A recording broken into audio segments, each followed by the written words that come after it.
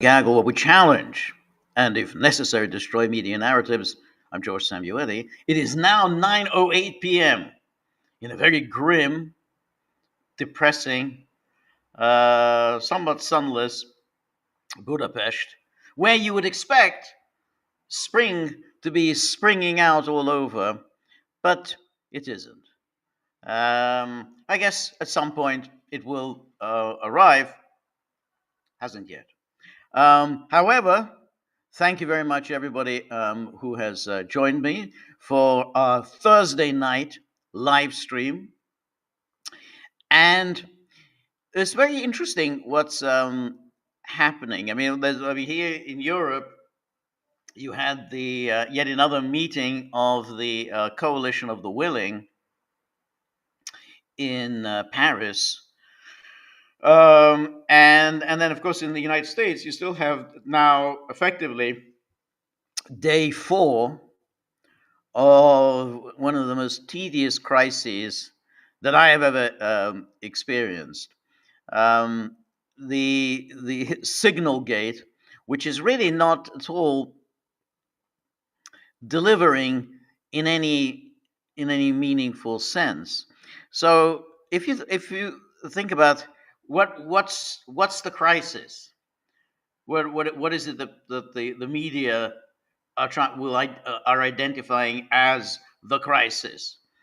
Well, the principals, the administration principals, used a signal app for communication. Okay, well, why did they do that? Well, they did it in order to avoid the, uh, the, the conventional means of communication, the supposedly top secret, highly effective means that White House administration principals are supposed to communicate. Now, why did they do that? Well, they did it because of their bad experience during Trump's term. Because during Trump's first term, just about everything he was communicating, and his team was communicating via the most secure communication channels imaginable. The most secure, and yet everything leaked. Everything, every single thing that Trump did, single thing Trump said, leaked. It was in the New York Times the very next day, not even within hours. It was in the New York Times. Trump would have a conversation with the Australian Prime Minister, and the details of this conversation were immediately in the New York Times. Trump would meet with Lavrov in the Oval Office, and lo and behold, the details of his conversation with Lavrov were in the New York Times.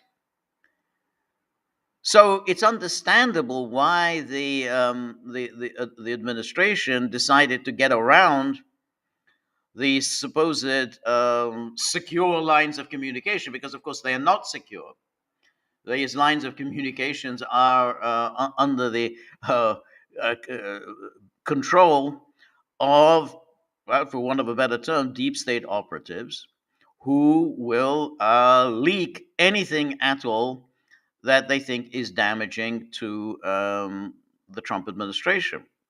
And then we of course had that. The worst example of that was the telephone conversation between Trump and Zelensky in September 2019.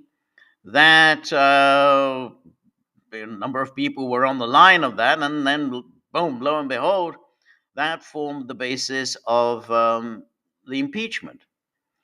So it's understandable why the administration principals decided to get around this communication, to get around the peering eyes of deep state operatives who want to sabotage the administration, and decided that the Signal app would actually be a more secure means of communication than anything else that's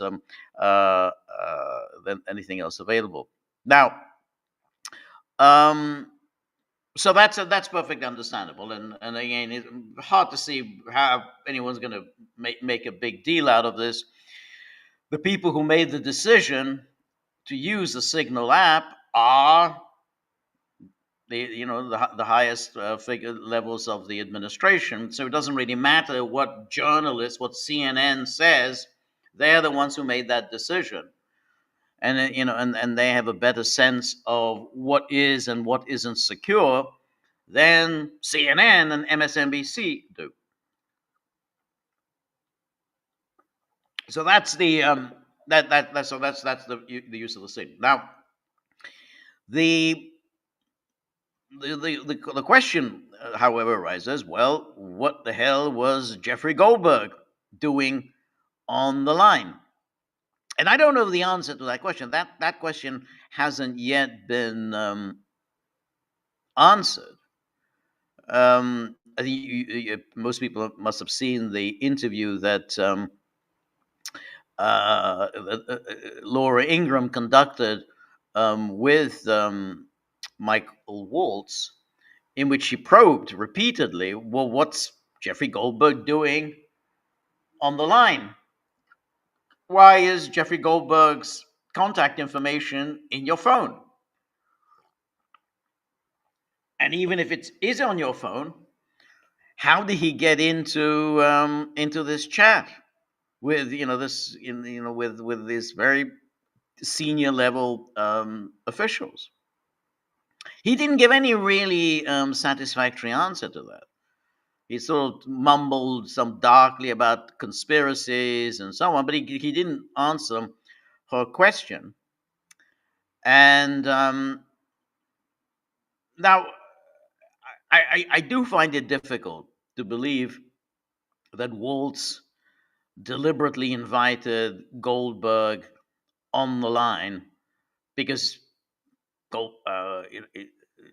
it's hard to believe Waltz doesn't know who Goldberg is, what Goldberg is likely to do once he gets on the line, what Waltz's boss, Donald Trump, thinks of Goldberg. And so it would hardly be in Waltz's interest to invite Goldberg into this conversation. So I have to think that somebody else did this with an agenda. And so I have to think that within the White House, there are plenty of individuals of the Alexander Vindman, Fiona Hill, and Eric Ciaramella type who will try to do everything they can to damage Trump. And this has already damaged Trump somewhat. I don't think it's serious damage as yet. I don't see that it's a serious damage. But it's certainly bad public relations. I mean, this is day 4. Probably we're going to get a couple more days, like on Friday and Saturday, more of this Signal Gate, and then they can get into the Sunday talk show. So they basically got a week of negative publicity for Trump. But Trump is clearly doubling down. Whatever his personal views are about Waltz, and I think what has happened will almost certainly have destroyed, what trust Trump had in Waltz, because Trump will indeed wonder what on earth is Jeffrey Goldberg's contact information doing in Waltz's phone. So that's because it's nobody else but Waltz invited Goldberg on, because we can talk about his deputy Wong, Alex Wong, but Wong would then have had to have access to Waltz's phone. I mean, the invitation came through Waltz's phone, so So I think that will raise questions in Trump's mind about Waltz. Waltz was always a very odd appointment. I never understood why Trump appointed Waltz as his national security advisor.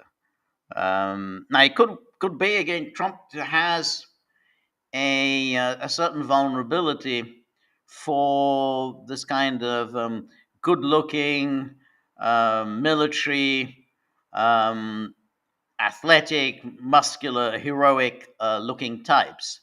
So Waltz, he's similar to Pete Hegseth. They kind of, similar types.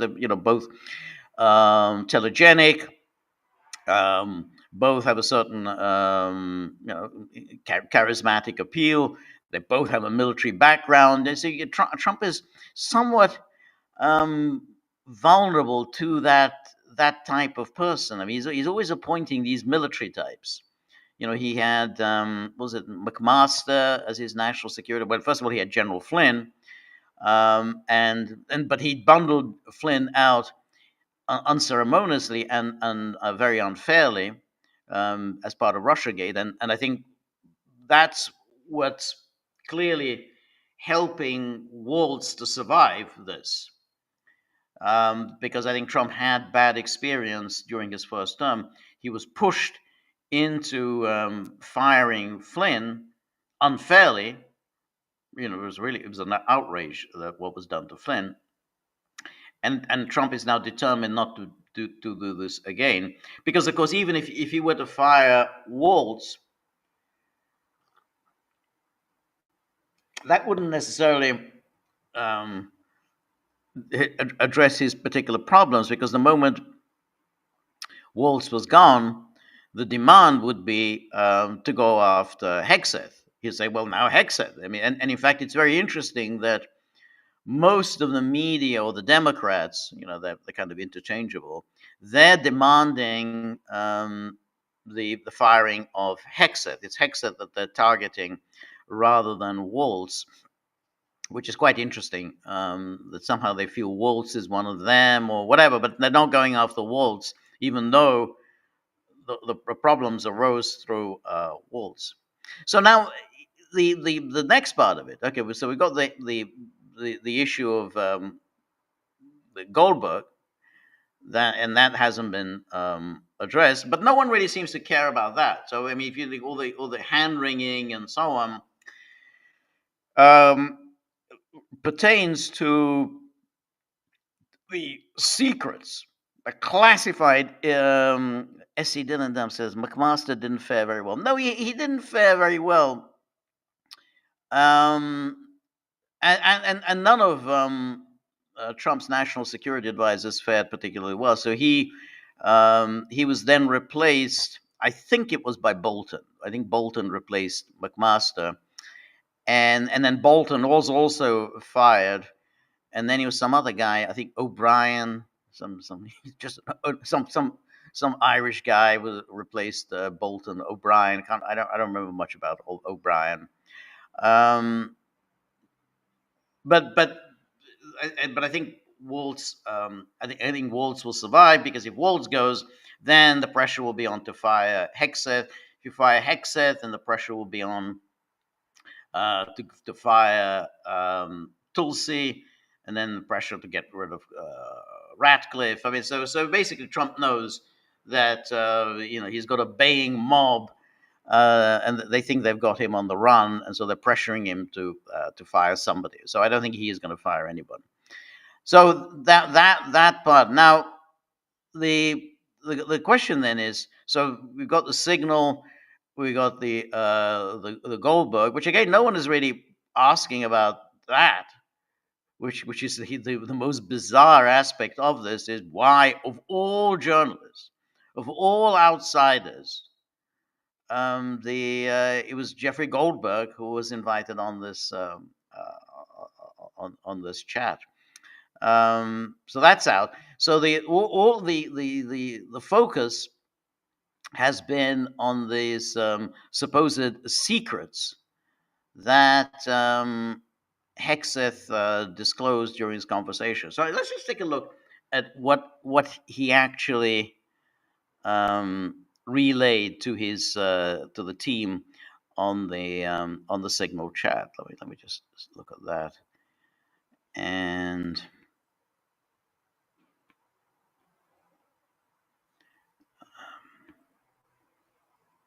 yes, so here is what he says. Team update. So he sent this out at 11:44 Eastern time. He says weather is favorable. Just confirmed with CENTCOM. We are a go for mission launch.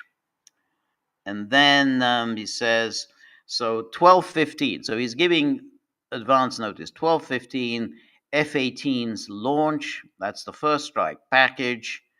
13:45, trigger-based F-18 first strike window starts.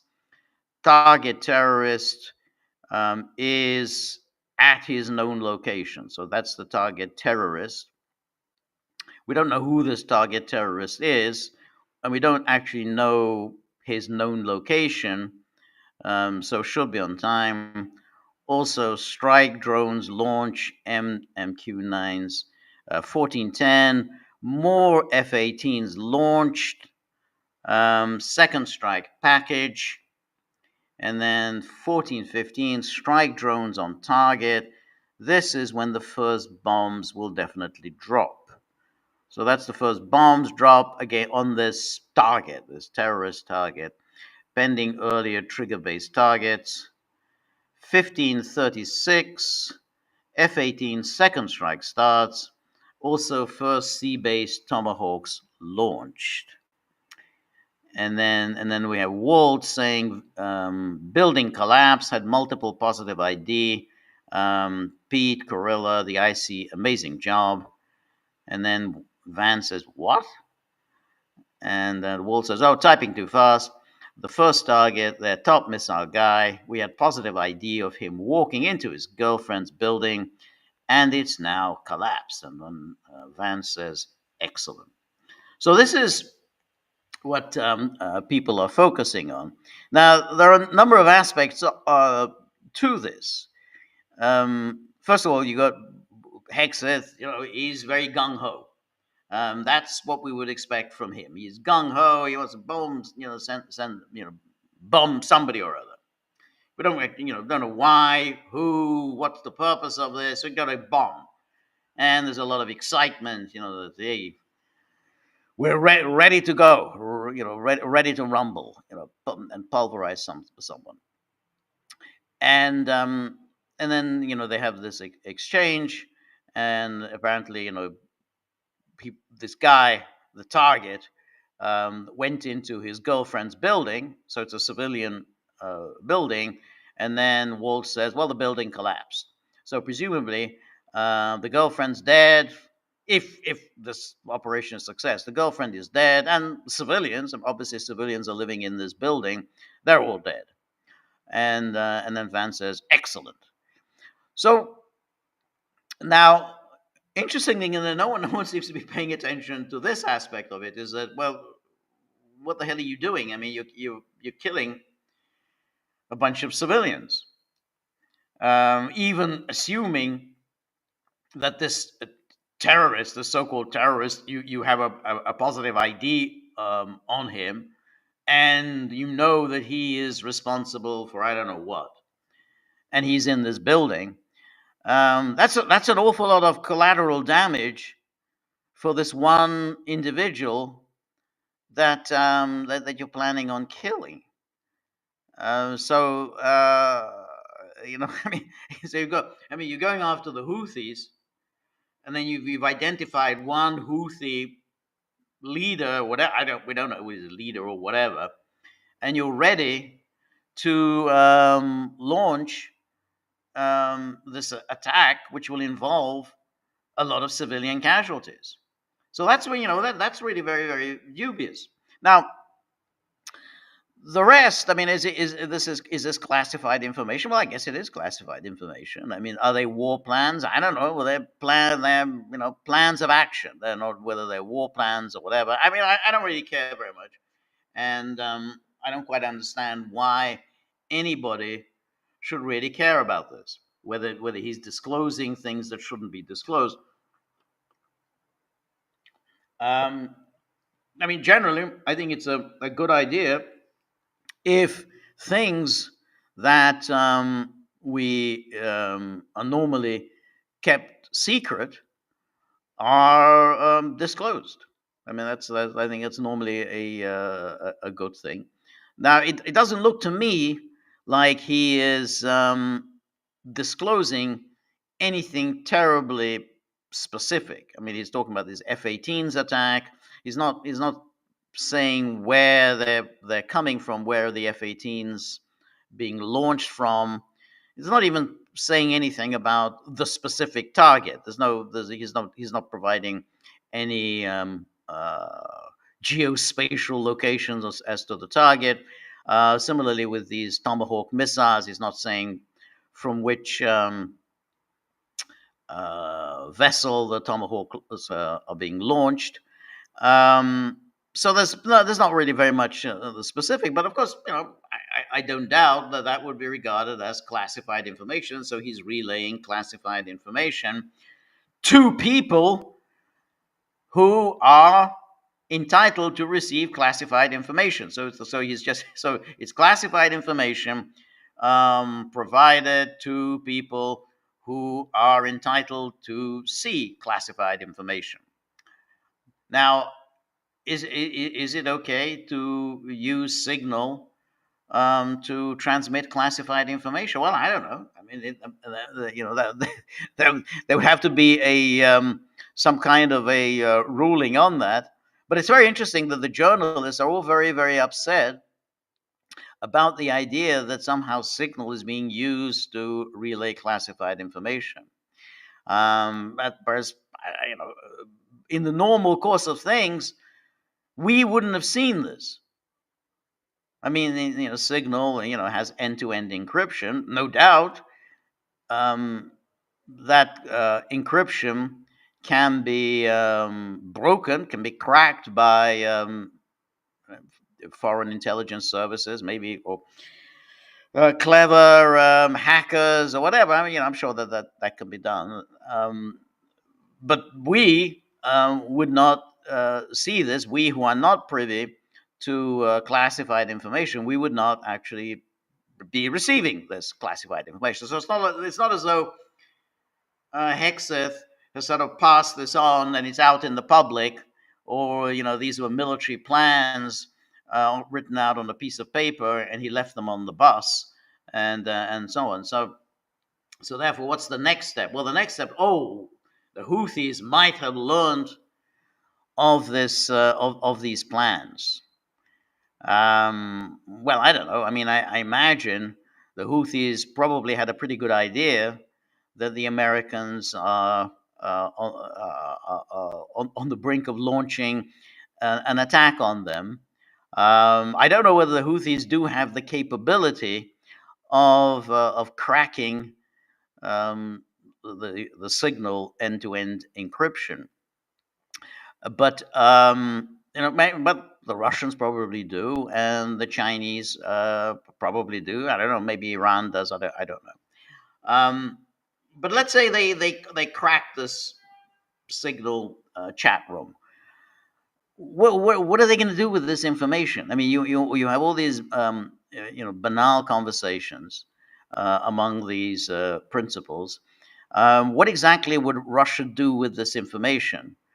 They, first of all, as I say, it's very not at all particularly specific as to where these missiles are going to be launched from, what the targets are, or anything terribly anything usable, other than you can give, I guess you could give the Houthis a heads up, you're about to be attacked. I doubt, to be honest, whether the Russians or the Chinese even if they were to hack this, would be particularly interested or have any special um, concern for the security of the Houthis. I mean, there doesn't seem to be much of a link between Russia or China and the Houthis. There may be a link between Iran and the Houthis, but it doesn't look to me like there's much of a connection between them. So even if they were to get into this Signal chat room and they were to get this information, then I'm not at all sure they would immediately rush to alert the Houthis about this an imminent attack. But either way, the attack took place. Trump said, "Oh, it was a great success," but they don't have any measure of what's the success. What have you accomplished? Whom have you killed? What targets have you destroyed? I mean, Trump is saying, "Oh, this is a great success," and then everybody in the administration is saying that it was a great success. So now, what are the CNN and the rest of them who are just trying to gin this up into one of the gravest security breach known to man? Somehow, supposedly, this was endangering American pilots. They're very concerned now about the American pilots. Well, first of all, I'm not at all sure the Houthis have the ability to hit American aircraft. I certainly haven't heard that they've had any success at targeting American aircraft. But again, even if they did, why are journalists so particularly indignant about this? I mean, these are the American aircraft. They're going in, launching an attack on the Houthis. The Houthis we haven't done anything to the Americans. They're launching an attack on the Houthis, and it's not clear why journalists should be so upset about the possibility that the Houthis would be able to retaliate against let's put it this way, an unprovoked American attack. But somehow they will feign real concern about the security of our brave pilots. I want to just show you something which I thought was quite amusing. Robert says that's what cavalier and indiscriminate killing of civilians in pursuit of terrorists. The same thing happened after the attack on the Kabul airport in 2021. Yeah, 10 civilians were killed by a U.S. drone attack. That's it. I mean, no one really cares about anything. I mean, there's no debate at all about the wisdom or the morality of this attack launched by the United States. The scandal is somehow that Pete Hegseth has allegedly endangered the lives of U.S. pilots, even though we know that there was no attack on the U.S. pilots. Nothing would ever happen. There wasn't any effective counterattack by the Houthis. So in fact, the security breach was, if you can call it a security, was a non-event. But civilians have been killed, which means that as a result of this brave attack by American pilots, innocent civilians have been killed. They hadn't done anything. I mean, this guy walks into a building, his girlfriend's building, and presumably, I mean, I don't know whether he's dead or the girlfriend is dead, but if the building collapsed, which Waltz describes very happily, well, a lot of people must have died, if that happened. So, but it's so, we have the journalists wringing their hands about the danger to pilots, when the only people who are in danger are the civilians. Civilians in Yemen who haven't done anything. They just get pulverized for no reason at all. No one's worried about that. They're worried about this threat to the pilots who are under no threat. But anyway, I want to show you something quite amusing.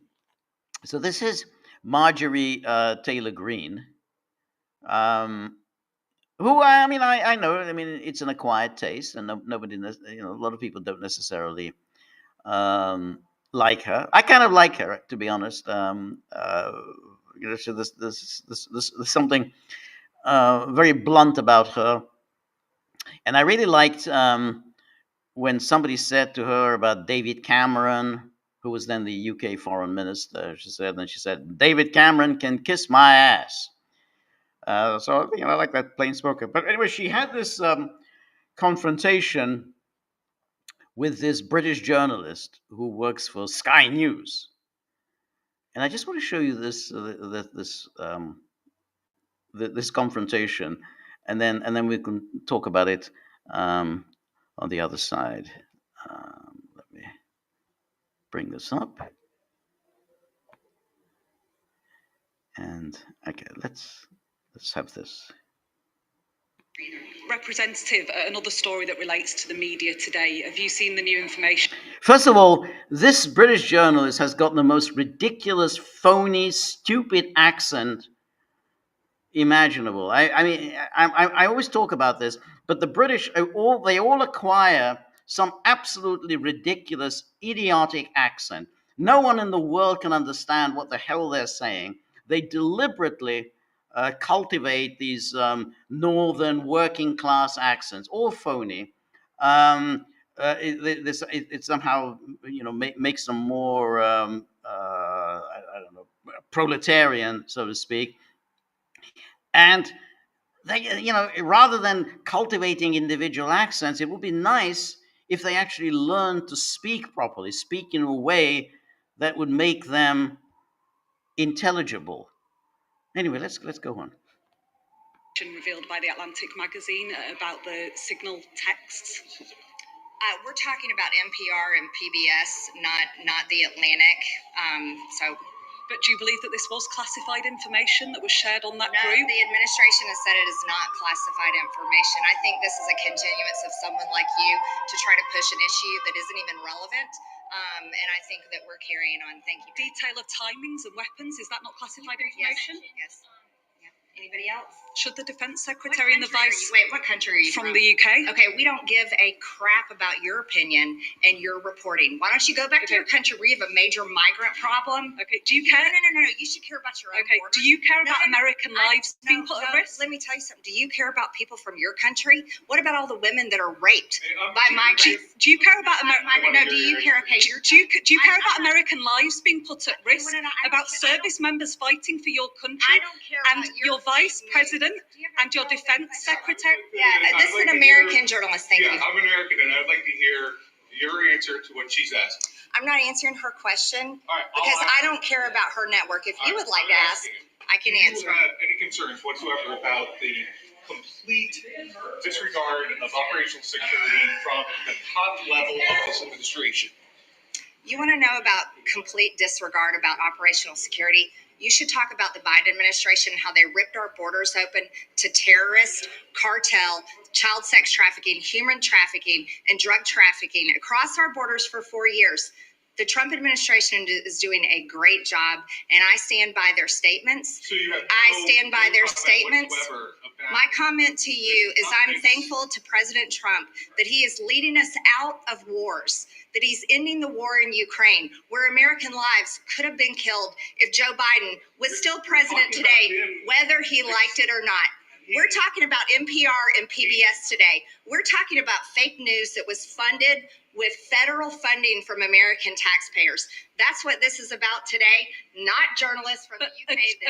A journalist is being vilified for exposing failings in the way that your government conducts itself. Is that not that journalist doing a good job? Does Defense Secretary Hegseth need to resign over this, Representative? Absolutely not. He's doing a great job. He's doing a great job, but he was putting American service members' lives at risk. Your country's going to put This is deflect. lives fighting a war in Ukraine that's not even a member of NATO. Is this an exercise in deflection? This should be an exercise in you worrying about your own country. Martha, I mean, quite a spiky. All right. I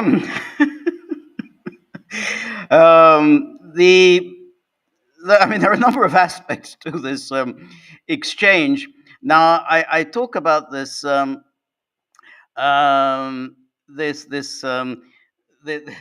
of all, as I say, the accents are just horrific. I mean, what is the point of this? What is the point of talking like this? So no one can understand what you're saying, and then you're not even talking properly. You're mangling your words. You're not. I mean, you're not able to articulate your words clearly. You're not able to speak in coherent sentences. So rather than cultivate these awful accents, these phony accents, no one talks like that. But what I think is interesting is, I mean, leave aside Marjorie Taylor Greene's, wholehearted endorsement of Trump. Okay, that's what she does. She's a politician. Politics is a team sport. It's not an individual sport. It's a team sport. You're in this party. You have to support your party, the leader of the party platform, everything. That's your job. You can't go off and do your own thing. So she was doing whatever you would expect her to say. But what is so interesting is that here is this British reporter who is getting very emotional. He's just getting very, very worked up about this subject. And on the face of it, it's very strange, because why is a British reporter who's working for Sky News getting so worked up about an issue that doesn't have anything to do with Britain? This is an American thing. This is an American. This is the principles of a U.S. administration, and they're talking about a military operation undertaken exclusively by the United States. And she's very worried. This British journalist is very worried that somehow the lives of this American were endangered. Okay, so that's, first of all, that's very strange. Why? What's that to you? But the next part of it is what's interesting is that she starts badgering Marjorie Taylor Greene. Now, Marjorie Taylor Greene is a congresswoman. She had these hearings about NPR and whatever. So she's having a news conference about the hearing. But she wasn't on the line. She didn't take part in this conversation on Signal. She's not a member of the administration. She's just belongs to the same party as Donald Trump. So anything she says is completely pointless. And yet here is this woman, this Martha, whatever her name is. She starts attacking Marjorie Taylor Greene and started launching into this attack, even though Marjorie Taylor Greene has nothing whatever to do with this. The only reason why she's launching an attack on Marjorie Taylor Greene is that she belongs to the same party as Donald Trump. And so whichever way it goes, so either, it's a classic gotcha thing, so if Marjorie Taylor Greene, as she did, defends the leader of the party and the administration, which is the same party, if she does that, which is what you would expect her to do, because it's, as I say, politics is a team sport, then you attack her. Well, you're defending the administration. If, however, she did distance herself from that, then you make that into an issue. Oh, Lord, Marjorie Taylor Greene is distancing herself from the administration. There's no value added here. This is what makes journalism such a disgusting activity, in that she's this Martha, whatever her name is getting nothing out of it. This is entirely a kind of a gotcha thing. She's trying to provoke Marjorie Taylor Greene into lashing out. As I say, Marjorie Taylor Greene has a tendency to, to let fly. She gets angry and she lets fly. And therefore, either she does that, and then I got this great bit of footage of Marjorie Taylor Greene telling me to go shove it, which I think she did. She's done that to other British journalists. I think telling someone, F off. I think I can't remember. It was under a British journalist. She actually said F off. And then all the alternative is that she distanced herself from Trump. Very unlikely, but then that becomes hey, look, even Marjorie Taylor Greene is distancing herself from Trump. There's no value added to this. There's nothing journalistic about this. This British reporter isn't finding anything out, isn't reporting on anything. There's that she's not giving any news. All she's doing here is trying to get some kind of a clickbait, something that you can put on later on on TV, and then posture as if she did something heroic. Now, the other aspect of it is that, again, this British report, and this is where Marjorie Taylor Greene was correct, that why don't you have that same kind of aggressiveness when you address leaders in your own country? When today Keir Starmer was in Paris for this coalition of the willing, and then he gave a news conference, and everyone was very very very meek and polite. And he does this thing, which Trump doesn't do. He does the thing that Biden does, which is that you have a list. It's written out for you beforehand, a list of which reporters you're going to call. If you're not on the list, then he's not going to call you. You don't get to ask a question. So everyone's very polite. If you're on the list, then Starmer's going to call you out, and then Starmer will answer your question. So it's very polite. So this Martha of Sky News, she wouldn't dare talk like that to Starmer, or really anybody else in British public life. I mean, so you got the question. So why is she getting so worked up about this supposed threat to American pilots? She, an English journalist with a stupid accent, is all worked up about American pilots.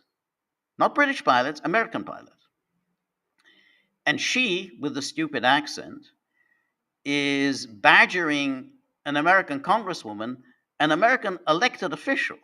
So she's been elected. She won an election.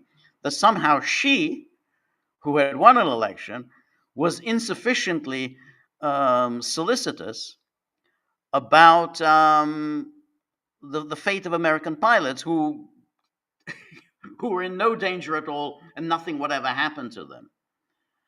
But nonetheless, this English journalist is badgering an elected American congresswoman that she doesn't care sufficiently about American pilots, whereas the English journalist apparently does care about them.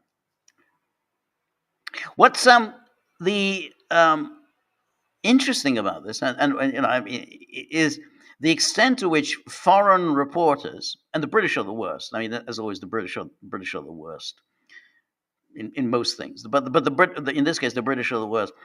When they come to the United States, they immediately embrace the sort of ruling liberal ethos, the sort of the New York Times, Washington Post, the network news, cable, and they mouth off with all the cliches of them. You know, absolutely unquestioning. They don't in any way distance themselves because you know, if you come from, say, Britain, then you know you think about things in a non-American way. You think, well, you know, well, I come from Britain. You know, we have a slightly different take on American politics. You know, we think about what's in Britain's interest, what matters to us. We don't really look at it in the way that Americans look at it. You know, because they're all involved in all the nitty gritty, Democrats, Republicans, you know, and so on. But we from Britain would come at it from a different perspective because we think about what matters to us. But they never do that, and instead they embrace the sort of the ruling liberal ethos of American journalists. I mean, look at her. Look at the way she was chasing after Marjorie Taylor Greene. This English journalist is chasing after her on an issue that has nothing to do with Britain. I mean, she's just completely embraced the kind of, you know, as if, you know, she's working for MSNBC. So she's been, you know, she's an MSNBC reporter. And I remember this always happens. They always, when they come here, they always just simply totally, they lose any kind of the distance that you would expect. And just entirely embrace, you know, the way the New York Times sees things. But you don't get, you know, let's say you get an American reporter who comes to the UK. An American reporter who comes to the UK isn't going to say, well, you know, that's it. I'm with Keir Starmer. You know, I'm supporting Keir Starmer. I love the Labour Party. I hate the Tories. You know, I mean, an American reporter wouldn't say it. I mean, an American reporter would come in and say, you know, I don't know, I don't really care, you know, Labour or Tories. If I were British, maybe I would care whether it's with Tories or Labour, but as an American, it doesn't interest me that much. But but that's always been the case in with British journalists, and I first experienced this during Watergate, when all the British journalists, absolutely, to a man or woman, completely unreservedly embraced the whole liberal onslaught against Richard Nixon. All of it. They really got away. They were so excited, you know, all these blow by blow, meaningless events of Watergate.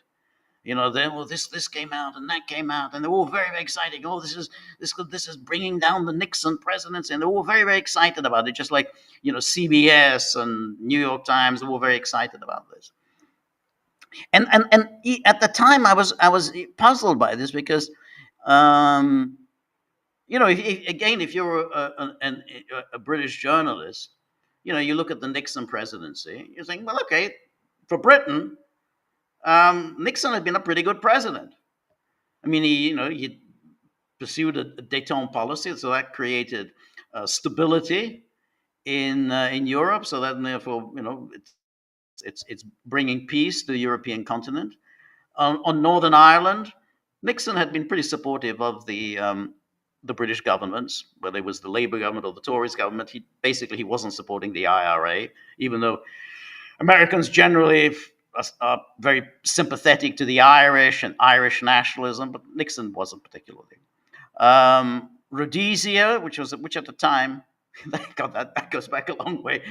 Rhodesia was a big issue at the time. Again, the Nixon administration supported the British position on Rhodesia. Even, you know, the British entry into the European, at the time it was the Common Market, Nixon administration was supportive of the British. So if you're an English journalist, you say, well, actually, I don't see any reason why I'm supposed to hate Nixon.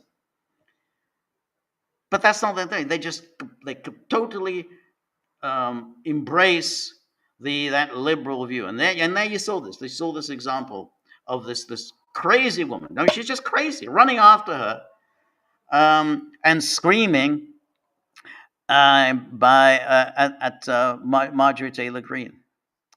Anyway, that was kind of rather amusing. So the other news of the day is the coalition of the willing, and it's not even clear at this stage, willing to do what? What are they planning on doing? But Keir Starmer and Macron, they're talking about sending in some forces into Ukraine, but that it's but it only come after there's a peace agreement. But the last thing they actually want is any kind of a peace agreement. So so they keep talking about this. How many of these meetings have taken place? And the only reason why they keep having these meetings is that the Trump administration is talking about settling this war. Now, we're very far from settling anything. As I've discussed before, I mean, the Trump plan of having these interim ceasefires and getting via these interim ceasefires to a more general ceasefire, that it seems to be it's very difficult. I don't really see it. If we look at the Black Sea Grain Initiative, I don't see what that adds to anything, because as things stand, Russia has imposed fairly onerous conditions on this on returning to this agreement. Basically, they're saying you have to deliver for us, which is you have to lift some of the sanctions on us, and particularly the sanctions on the banks, the sanctions on the agricultural bank, and that the banks should be able to return to the SWIFT system. If that doesn't happen, then we have no interest in continuing in returning to the Black Sea Grain Initiative agreement. And now the Trump administration said we will help Russia sell grain on the world markets, grain and fertilizers on the world market. We'll do what we can. But as happened today in this coalition of the willing meeting, they said we're not lifting any sanctions. Absolutely no, we're not lifting anything at all from Russia. There's no way, no how are we going to allow Russia to return to the SWIFT system. And I think without the Europeans agreeing to this, I don't see how Russia can return to the SWIFT system. So all the Americans promised the Russians is, well, we'll do what we can. Well, we'll see. We'll try and get you, get you into the world markets with your agricultural produce, but all the rest, lowering insurance rates, and basically, facilitating the financing of this of these sales. I don't see that the Americans can do very much. In which case, the Black Sea Grain Initiative doesn't go anywhere. And even this moratorium on attacks on one another's energy infrastructure, that also seems quite a long way from any agreement. So as things stand, you know, the Russians are being very nice about the Americans, and the Americans, to a certain extent, are being nice about the Russians.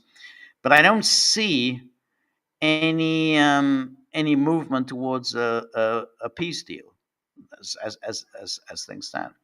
So therefore, the fact that they're having these meetings, these coalition of the willing meetings, is very bizarre, because they keep talking about putting in forces into Ukraine, in order to provide the Ukraine with some kind of security, to prevent Russia from doing whatever it is again. But that's predicated on there being a peace agreement, and I don't really see it. And then the other aspect of it is where is what's Trump going to do? I mean, Trump is sort of staked out on this, that he's going to deliver peace on Ukraine. Well, time is getting on. I mean, I know you said 24 hours. Okay, that didn't happen. But soon it'll be 3 months that he's been in office, and 5 months since he won the election, and he's not delivering peace. And I don't know what exactly he would do in those circumstances. I've always suspected that he'll just decide that he's going to blame somebody. He's obviously not going to blame himself, but he's going to say, "Well, I did my best. I tried to deliver an agreement, but I was prevented from doing so." And then he's going to blame somebody. And I always thought he'd probably blame Russia, because it's just it'll be the path of least resistance. That's the easiest thing to do. So anyway, let's take a look at some of the comments on our locals page, and the people who try to keep the dogs away from me, try to save my life from these ferocious dogs who blame me for their inadequate nutrition, and the fact that they're not living lives as comfortable as they would have liked. So I really appreciate the Gagglers who make contributions to our community. So really thank you everyone who has done that. So Robert, always good to see you, Robert. Hope things are good in New Jersey. It's still nice in New Jersey. So Robert says Christo Grozev, one of these awful characters. Christo Grozev appeared on Channel 4 to denounce Putin. Okay, what else is new? And claim he has, using nothing more than open source methods, yeah, of course, exposed thousands of Russian spies. Grozev comes across as a mediocrity. He does not seem very bright nor very knowledgeable, yet he is credited with fingering Russian GRU agents who poisoned Sergei Skripal, who poisoned Alexander Navalny, and with determining how Russia was behind the downing of the flight MH17. What gives with Grozev? Well, I mean, obviously Grozev and that whole crew are, basically they're laundering intelligence from MI6, primarily I think MI6, but CIA, so that they can just funnel this kind of information to apparently bona fide journalists. I mean, this is an old thing. I mean, there's nothing new about that. I mean, there've always been, throughout the Cold War, there were these kind of journalists who seemed to know a great deal, and they were treated as great authorities, and they would, you would read them articles in the Daily Telegraph, and they'd be on television, and you always wondered, well, where are they getting their information from? But of course, they were getting their information from MI6, and that's it's just it's a way of funneling that, because if how else does MI6 get its disinformation and propaganda out? So Grozev, and that whole that outfit that he's in, that's what they do. They basically they pretend that they're journalists, or they're using open source methods, but essentially they are funneling MI6 and CIA disinformation. Now, the thing about the Scripals was, of course, very, very interesting, because let's keep in mind what was going on then. This is 2018. There was a real threat. This is a real threat from Trump that he would work out some kind of a relationship with Putin. I mean, this was a serious thing. I mean, they had the meeting in Helsinki, and this was clearly something that Trump deemed important. And therefore, lo and behold, the British, always the British. That's you have to always remember that. If there's something, it was the British who were behind the Steele dossier, which was absolutely essential to try to sabotage Trump in 2016. And then we had the British who came out with that ridiculous story about the Scripals, a totally nonsensical story, and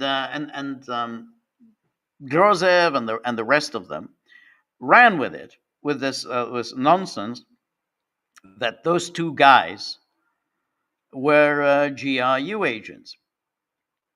It was nonsensical because, of course, if they were a couple of assassins,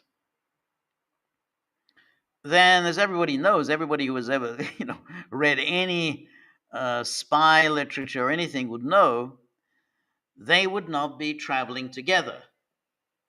They would absolutely not be traveling together, and they would not be traveling at the same time, and so on. It just would not happen. And so it was always ridiculous, and they would make sure that they wouldn't be photographed, in the airport in the way that they were photographed. So all of that was ridiculous. But the Scripals, that whole issue with the Scripals, did a great deal to sabotage the Trump Russia rapprochement. Because how did the British react? The British reacted with great hysteria about this apparent assassination, and not only did I can't remember how many they expelled. They said 25 Russian diplomats they expelled, and then they demanded that the Europeans, all Europeans, all NATO member states, expel Russian diplomats. And then they demanded that the United States also expel Russian diplomats, all stemming from this ridiculous story about the Scripals that never made any sense, because there wasn't any obvious motive to why the Russians would want to kill somebody that they could already have killed years earlier because he had been in a Russian prison. Why they would want to go and take a risk killing him on British soil when they could have killed him back in Russia when he was in Russian custody. So but it had a great effect. And then keep in mind also about the Scripal story is that no one has seen or heard of the Scripals since then, 2018. So that's 7 years ago. 7 years have elapsed, and no one's seen hide or hair of the Scripals. Just vanished, and no one is allowed to interview them. No one is allowed to, even with image distortion and voice distortion or anything like that. Nothing. They just vanished off the face of the earth. And then of course you had all these were all highly useful intelligence operations. So Skripal's, Navalny, and then MH17 all served to whip up anti-Russian fervor. So this all happened years before Ukraine, 2018. So this is 4 years before. And so so what was really behind this this was part of the anti-Russian drumbeat. Obviously, the 2016 election was a part of that. Then, of course, the Brexit referendum was a part of that.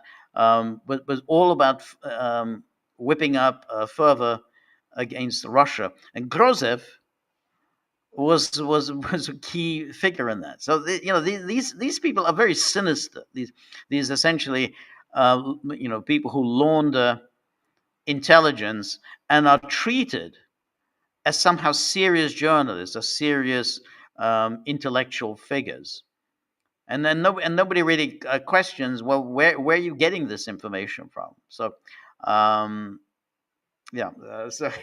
it doesn't surprise me that he was on another person I always see on television these days. Well, not even these days, but this has been he's a ubiquitous, is Bill Browder.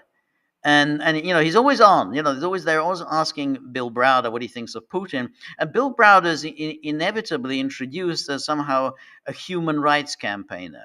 Oh, he's somebody who's just very into human rights in Russia. That's they never say this is a crook. This is actually the worst kind of human being. We know. I mean, I don't know if it's still on YouTube. I mean, that deposition that he gave, in which he disclosed these absolutely revolting schemes that he was involved in Russia to bilk money out of the state, in other words, Russian taxpayer money, and yet the British and the American media inevitably introduce him as somehow he's a human rights campaigner. Anyway, Robert, thank you so much. Thank you for your generosity. And then Robert goes on, as for cavalier and indiscriminate killing of civilians in pursuit of terrorists, same thing happened after the attack of the Kabul airport. Yeah, that's right. And then 10 civilians were killed by a U.S. drone attack. No, I mean, that's always the case, that the formula is that we really don't care about these natives, these strange people, whether in Afghanistan or Gaza or Somalia or Yemen. We got 10 of them are killed, 15 of them are killed, 20 of them, 25 of them. It doesn't really matter, because it's like ultimately their lives are just have no real value. Our lives, of course, have value. Like the American pilots, their lives have value, but the victims of the American pilots, their lives have no value. So there was that British journalist who was very, very worked up about American pilots, but she couldn't care less about the building that was collapsed and killed, presumably, this guy's girlfriend and anybody else who happened to be living in that building. Anyway, Marx 2023 says, I've lost count of how many $64 million Reaper drones that Ansarallah have shot down over Yemen. To call Ansarallah by the name of the Houthis is rude, apparently. Yeah, that's right. Anne-Marie, always very good to see you. Thank you so much. Thank you, as always, for your generosity. Thank you, and I always say this, but I think it's worth repeating. Always thank you so much for your musical insights and your extremely knowledgeable commentary about music. I think we all benefit greatly, and I think you've added a great deal to our community with all your very very insightful comments about about classical music and what it's like playing classical music. Your views come from the inside, and I think that's so valuable. So thank you, Anne-Marie. Thank you so much. So Marx 2023 says, "What's your view of Project 2025?" Well, I remember sort of it's a huge thing. It was about 1,000 pages, and I couldn't get through all of it, obviously. But I thought there was a lot that was interesting there. What I thought was peculiar was why it aroused this. I mean, it wasn't peculiar that it aroused huge indignation from the Democrats. I mean, the Democrats needed an issue, and they wanted to chill the bones of everybody with this project to 2025. But the fact is that the Heritage Foundation, which publishes Project 2025, they do this before every election. They always have this kind of, and they've been doing this for decades. I think they've pretty much, the first time that they published one of those was during, I think, Ronald Reagan's 1980 election. But so it's essentially kind of a program for the incoming Republican administration, and this was very much along those lines. It was curious that the Democrats made such a meal of it, in that this happens every 4 years. Every 4 years, the Heritage Foundation publishes one of these projects. It's a collection of essays on one topic after another. They urge the Republican administration to pursue fairly standard Republican policies.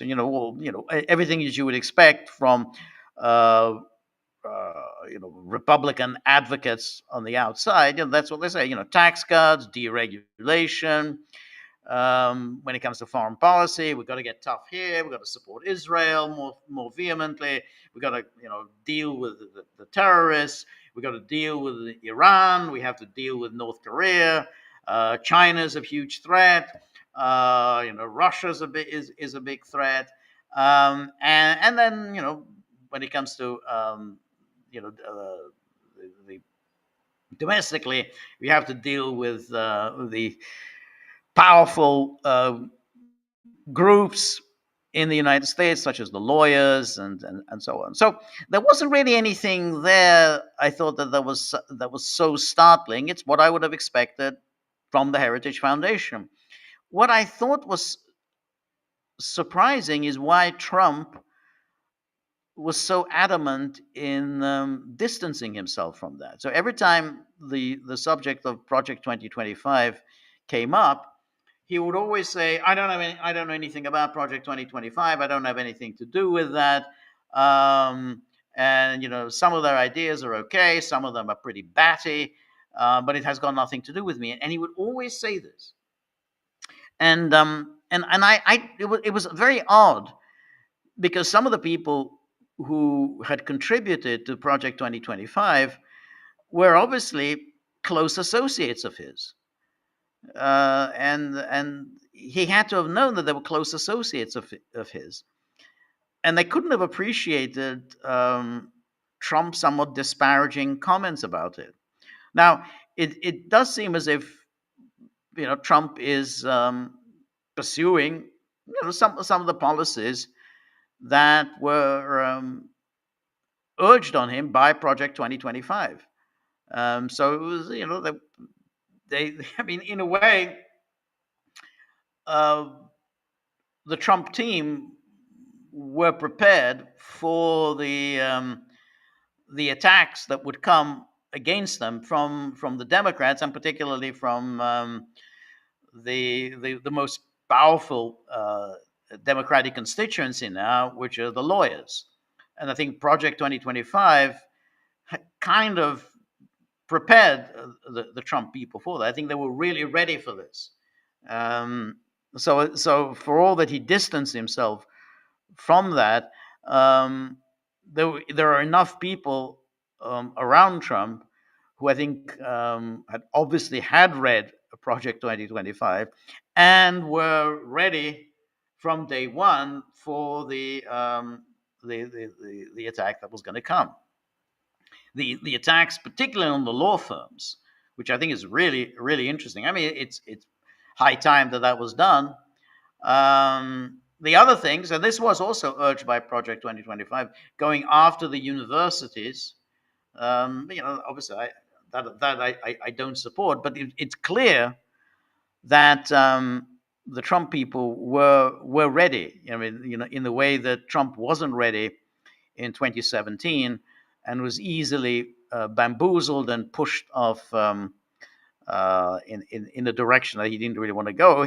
But this time he was ready and ready for the fight that he was going to have. It's going to be quite I mean, what you have now is essentially a full-on resistance to anything Trump is going to try and do, and Trump has a limited amount of time. This is his last term, and they are going to thwart him at every step of the way, and in doing so, to run out the clock. And I think I think Project 2025 kind of they got those people ready for this, but I don't know how they're going to deal with this. I mean, Trump clearly has a problem on his hands, and that is his very small margin for error. You saw today that he's pulling the nomination of Elise Stefanik.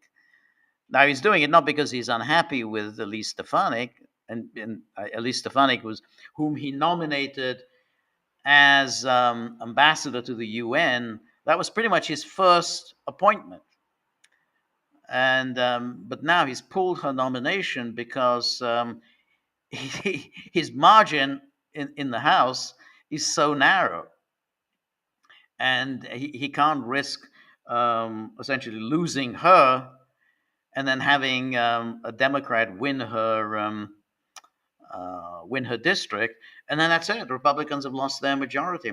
Once Republicans lose their majority, then you get the next part of the onslaught against Trump, which is the impeachment. So he's right now he's got this fight on his hands in just about every courtroom in the country, and everything is being challenged. But if you think of a kind of a pincer movement, then you got the fights in the courts and the impeachment. The impeachment would come, boom, the very next day. The moment Hakeem Jeffries is sworn in as Speaker, Trump will be impeached, and so he has quite a narrow margin, leaving aside the fact that this is his last term in office, and there's nothing afterwards. So. But going back to Project 2025, in a way, they were expecting this. I mean, the people who authored that knew that this was going to be a real humdinger of a fight, and it's one of the reasons why I think Trump was ready, on the first day to move on so many different fronts. I mean, he keeps every day he's signing more and more of these executive orders. So it's an all-out attempt to shift the balance of power in the United States. I mean, and that I think was advocated within Project 2025, essentially to move power to the executive branch. So that that where the power had been lost to Congress, and to the agencies that Congress sets up. So it was a very clever little maneuver, and it's been going on for decades, whereby the Congress sets up agencies which ostensibly are agencies of the government and therefore are nominally under the supervision of the chief executive of the government, namely the president. Nominally, they're under his jurisdiction, but in fact, they're independent.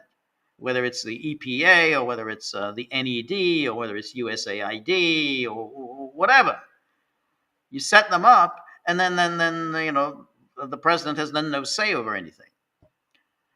And so step by step, power had dissipated from the presidency, and Trump clearly, and here he was enacting the kind of the agenda of Project 2025.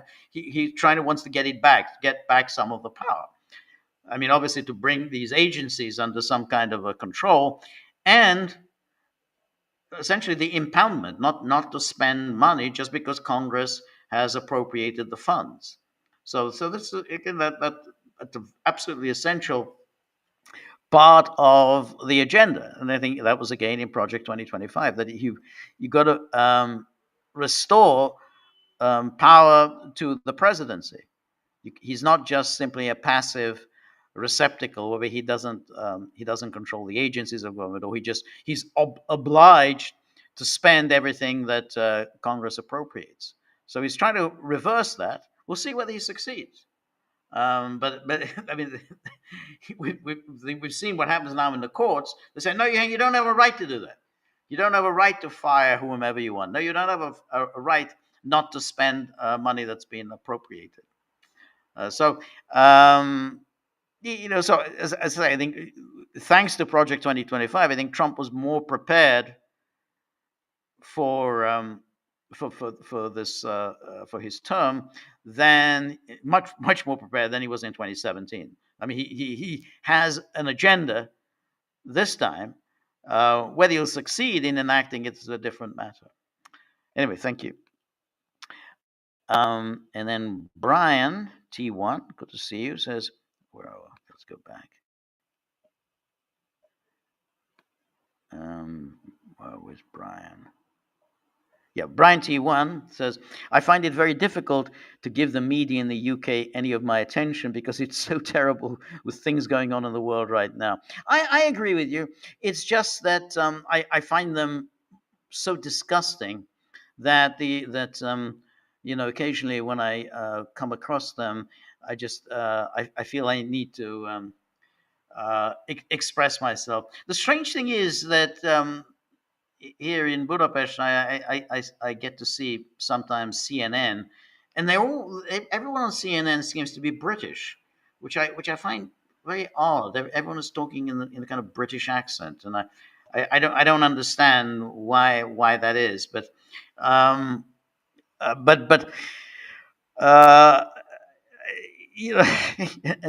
therefore they're talking in a British accent, and they're always asking the views of a variety of British journalists, and these British journalists are all of them are reliably anti-Trump and anti-Putin and pro-Zelensky, all of them, all to a man or woman.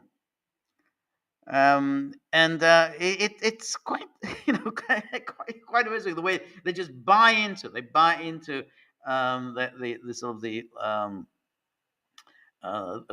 liberal news ethos of the United States. So anyway, Marx 23 says coalition of the unwilling. Yes, coalition of the unwilling. And then Brian Post, Keir Starmer. Yeah, this picture. I see. I guess I can click on that and listen to him. But I don't think I want to listen to him. But the heading. This is from the BBC. The heading is Starmer accuses Putin of quote playing games over Ukraine peace deal. It's very interesting that the way Starmer and Macron and the rest of them. Remember, up until when was it? 2 weeks ago when Waltz, Rubio, and Zelensky announced this plan for a 30-day ceasefire. 30-day ceasefire, and then they said, "Oh, the ball is now in Putin's court." That's it. And all the media reported the ball is in Putin's court. But the interesting thing was that up until then, there had been no interest in any kind of negotiations with Russia, and no interest in any kind of a ceasefire. The position of the Biden administration and the position of the Europeans up until then had been no negotiations, no ceasefires, because Putin can't be trusted, and we have to get everything to Ukraine. Whatever weapons we've got to send it to Ukraine in order to get Ukraine into the strongest possible position, negotiating position. So that was the rationale. This is not time for negotiation. This isn't time for ceasefire. This is a time for Ukraine to get itself in the strongest possible position for any upcoming negotiations. And then they suddenly changed their position and declared, "Oh, we want this 30-day ceasefire." And Putin, in refusing to accept an unconditional 30-day ceasefire, which was obviously it wasn't at all in Russia's interest, and Putin, in refusing to accept this, was somehow playing games. And that's now the new story. Russia is playing games because Russia doesn't accept a ceasefire, which of course would not be in any way a ceasefire, but merely an opportunity for NATO to pour in weaponry into Ukraine. So it's very cute, but obviously it's not going to get anywhere.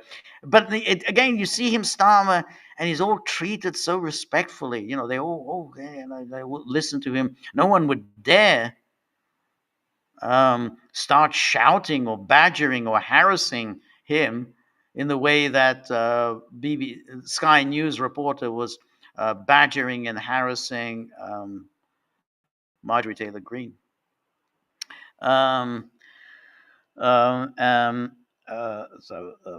Anyway, then Stone River, thank you so much, Stone River. Good to see you. Stone River says, "Did Marjorie make a veiled threat about the reporter's visa status?" I didn't get that. I mean, I thought it was just her way of expressing herself. You don't, you have no business being here. I mean, it's like go back to your own country. I doubt whether there are any problems about her visa status. I think it's more that Marjorie Taylor Greene just gets annoyed, and I think it's understandable because after all, even I got annoyed by this. That why is a British journalist talking in an incomprehensible accent? A British journalist who's unable to speak proper English. Why is this British journalist harassing me and badgering me about something that I don't have anything to do with, and about a subject that isn't even the subject matter of this news conference? She was trying to talk about the hearing that she had just had about NPR. And so she's badgering me, and I think it just annoyed her that this is someone from the UK. And she obviously, Marjorie, who has a thing about the UK, I mean, she really, when she said memorably about David Cameron, he can kiss my ass. The British just really wind her up. So I think I would like to see more of this. The Americans have this stupid idea that the British have these great accents, and that that somehow they like the Americans have no idea about accents at all. They don't know what's a good accent and what's a bad accent. But the fact is that actually the British speak much worse than the American. Just listen to the way they slur their words, the way they drop their consonants, the way they drop their G's the way they drop their H's, they drop their T's. Just listen to how sloppily the British speak. But somehow Americans got them this idea that the British actually speak really well, so much better than they do. It's untrue. But did Marjorie make a veiled threat about the reporter's visa status? I don't know. I'd like to think that she did, but so anyway, let's look. There's a picture here. Oh, it's a picture of Kaja Kallas. Oh, this is a Marty. Always good to see you, Marty. Thank you so much, Marty, as always, for your generosity. Marty has posted a picture of Kaja Kallas. Let me see. And so there was an interesting article in Politico the other day about Kaja Kallas. She's not going down very well in Europe. To which I would say, what did the European think? What did the European Union think it was doing in hiring her, of all people, for being the sort of the foreign policy chief of the EU, somebody who's so vehemently hostile to Russia that she was always likely to lead the EU to absolute disaster. But there was this long article in Politico a couple of days ago saying that various Europeans, unnamed of course, always speaking anonymously, who were not exactly thrilled by Kaja Kallas's leadership. It's I mean, I've said this before, but there's something really disgusting about these Baltic states who are absolutely rabid in their hatred of the Russians. Now, they actually did extremely well out of the Soviet Union. The Soviet Union actually invested a great deal in the Baltic states, more there than elsewhere. And she particularly, Kallas, she came from a very privileged background. Her parents were, very, very successful senior Soviet officials. So she was, grew up with money, had a wealth and privilege.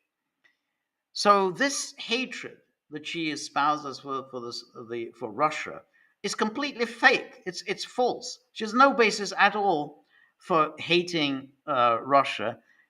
She grew up with a life that most people in the Soviet Union did not have.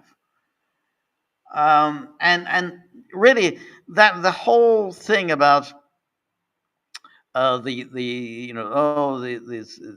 great sympathy for the Baltic states. The problem is that given the hostility of the Baltic states, given the hostility of Poland, given the hostility of the Czech Republic, if you're a Russian leader and you have to think about your future security, and you think about, well, I'm surrounded to my west by a whole bunch of countries that are filled with not only deeply hostile elites, leaders who hate my country with a passion, but that they are ready to go to war against my country using, of course, somebody else. Back in the day it was Germany, now it's, of course, the United States, but they're always looking for some great power that they can use against Russia. Well, if I were a Russian leader, I would be thinking it may not have been a great idea to let the Baltic states go in 1991.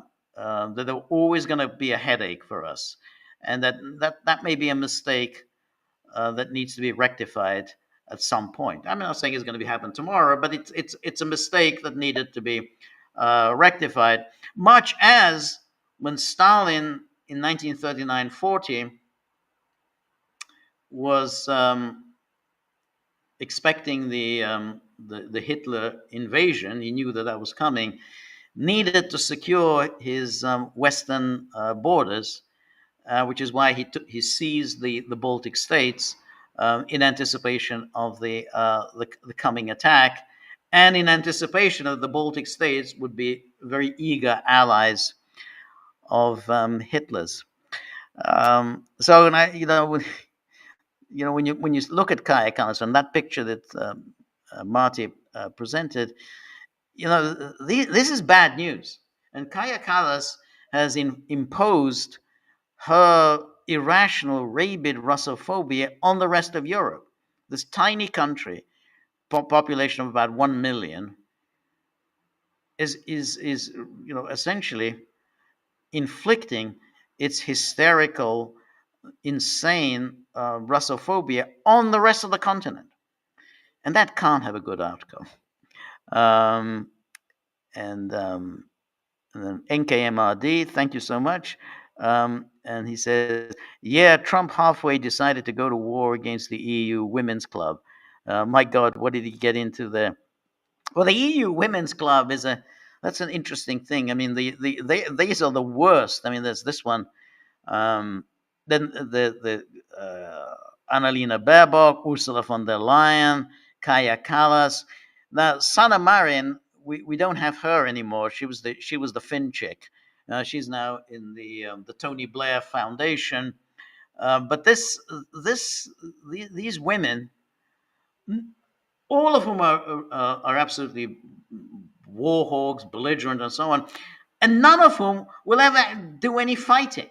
I mean, we used to talk about the chicken hawks, the ones who always calling for war, but who managed to avoid doing any military service themselves, calling for war, but they managed to ensure that their sons stay out of the military. But then we got these women who we know none of these women is ever going to be called upon to fight, but they're inflicting their own hysteria onto Europe. So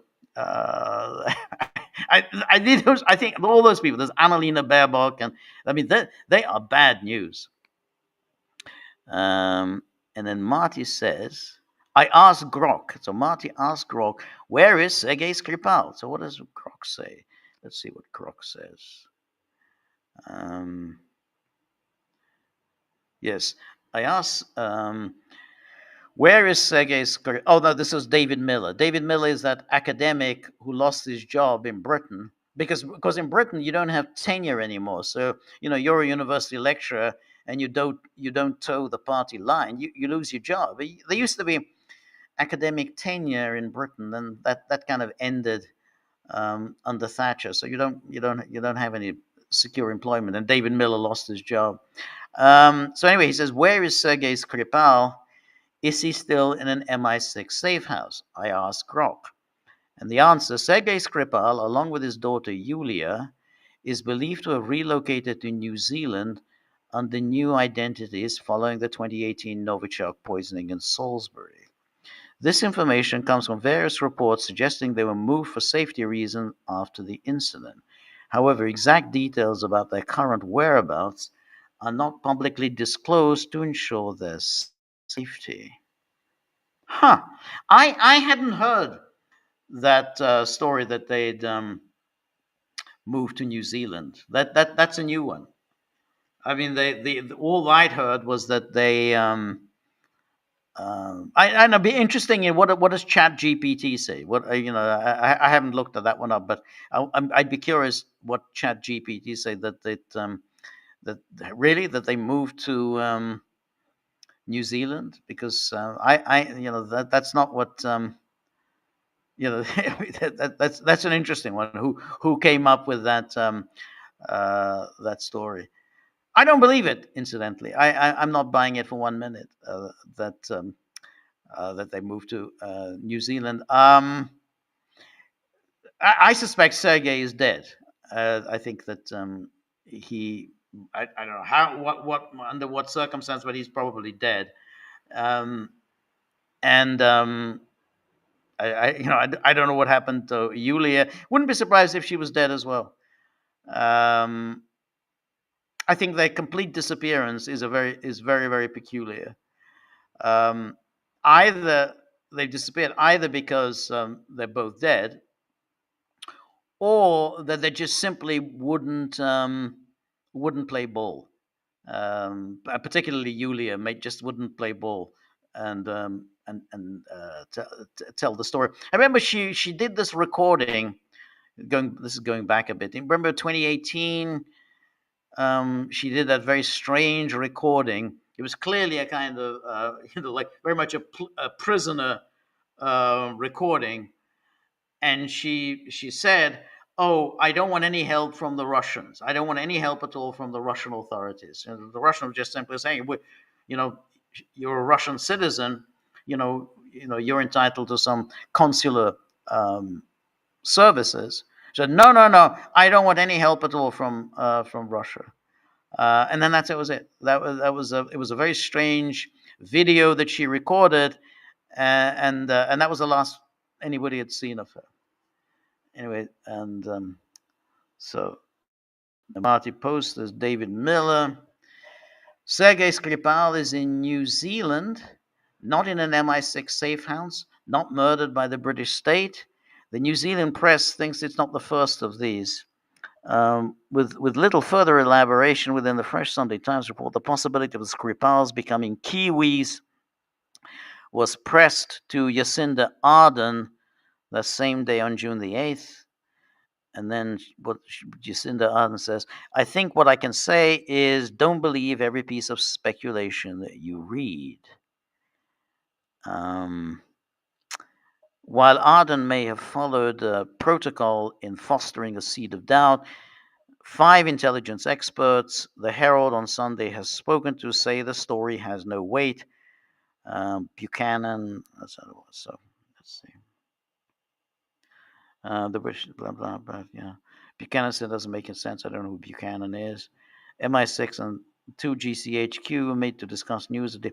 They might point to reports out in other media or websites like Bellingcat. Bellingcat is that Grozev thing, that have interesting and accurate pieces. They are bang on, but they never feed us stories. I don't know. As I say, I'm skeptical as to whether, at the very least, whether Sergei Skripal is alive, or whether either of them is alive. Don't get what's the point of New Zealand? Why New Zealand? I don't. That doesn't really make a sense. I mean, Britain is a big country. Population 70 million. I mean, it's an easy place to lose someone. So I don't quite know what would be the point. I'm not buying the New Zealand angle. It sounds too pat. Oh well, of course we gave them a new life in New Zealand. Yeah, it's like this is the story that anyway.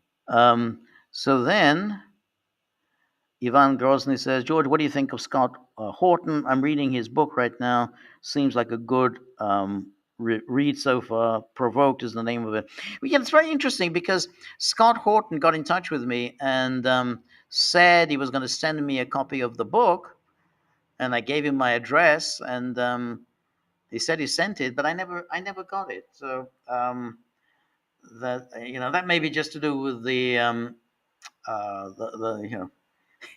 incompetent Hungarian mail service, or maybe he took down my address wrong. But I was looking forward to reading it. He said he was going to send it to me.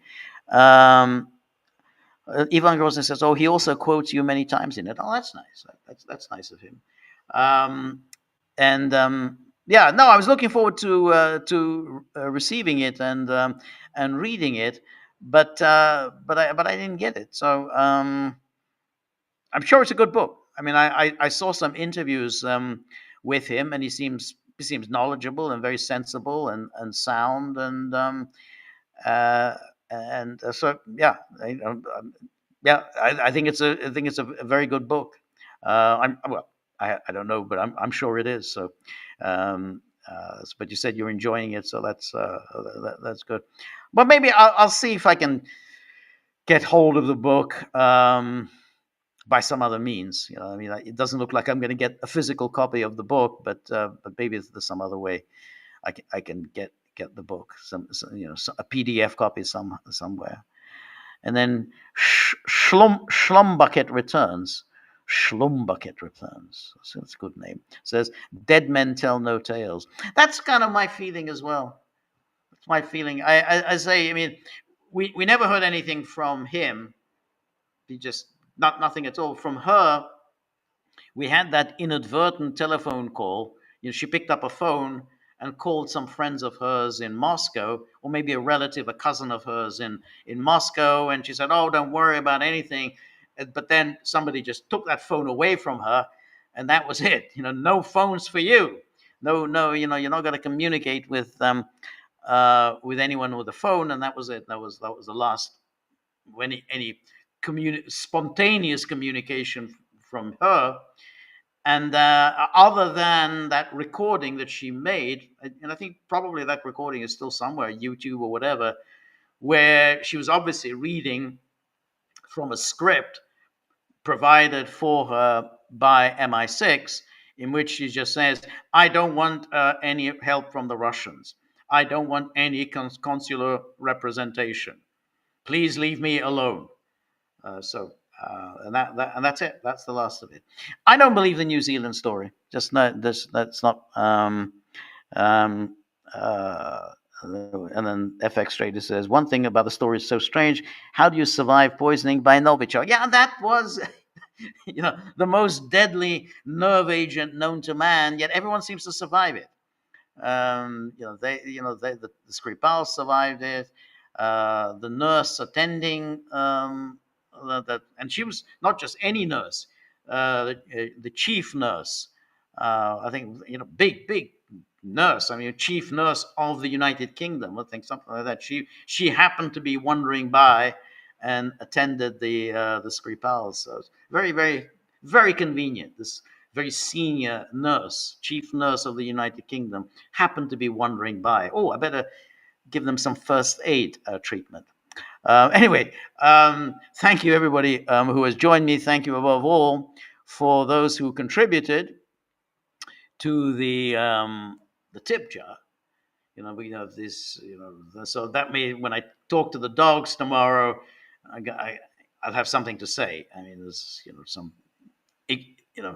some explanation for myself, and which they don't really take very seriously, but at least I've got something to say to them.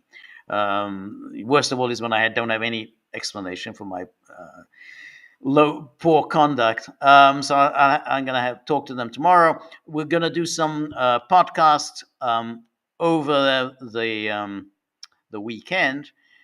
Also, please vote in the movie poll. We have a movie poll as to which film about Berlin people want to see next Monday. For the Monday night at the movies. So there's a list of 8 films about Berlin. Choose one that you would like to see. So the poll. And if you have ideas for themes for future movie polls, any themes that you think, for films that covered a particularly interesting topic, that I'm always looking for themes to set up these polls. So then next Monday, Peter and I are going to do our live stream, and then Tuesday, Pete Turpan said Wings of Desire. I was thinking about Wings of Desire, but I didn't like it very much. Maybe I'm fair, but I can only list 8 films. Locals, there are limits on locals, so I can only list 8 films, and I toyed with the idea of listing Wings of Desire, and then I decided, well, I didn't really like it very much. Maybe I was wrong. I may have been wrong by that, but that's a, the very, it was that's a very good suggestion, and it almost made the cut. Um, uh, uh, Say what now says, remember when all of Europe was shouting, if Putin was a woman, this war would not have happened. Yes, a lot of people say that. Listen, a lot of people have always said that somehow that if only women ran the world, there would be no wars. It's one of the stupidest things ever. No evidence at all for any of that. That somehow men are more warlike than women. That, absolutely no evidence that men are more aggressive than women. No evidence for that. But yeah, that's it. Oh, if only women ran the world, there'd be no wars. Yeah, right. Anyway, thank you very much for today. See you very soon. Thank you. Good night. All the best. Bye bye.